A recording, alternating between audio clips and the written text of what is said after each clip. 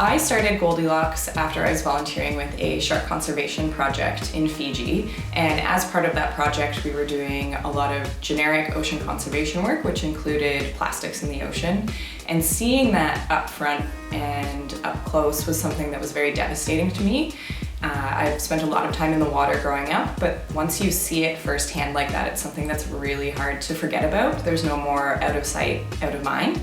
I wasn't sure what I wanted to do, but I knew that I needed to make some changes in my own personal life. I decided that I was going to stop using as much single-use plastic.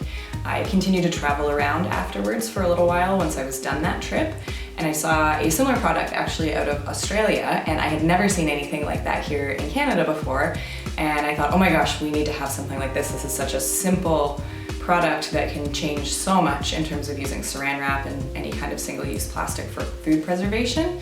So I came home, and after Christmas or around Christmas, I decided that I was going to try and make some on my own.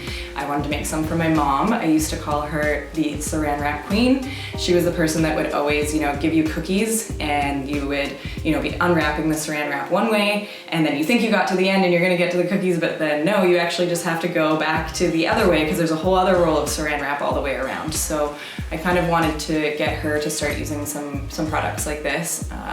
Needless to say, it was a lot more difficult than I thought it was going to be to actually make the beeswax wraps. The ones I had seen in Australia were really sticky and worked really well and had cool patterns on them.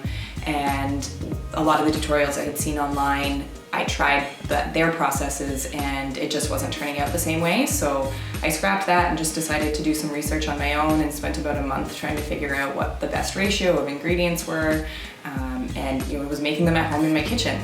And then I moved out to Victoria about a few months later, and things really took off after that.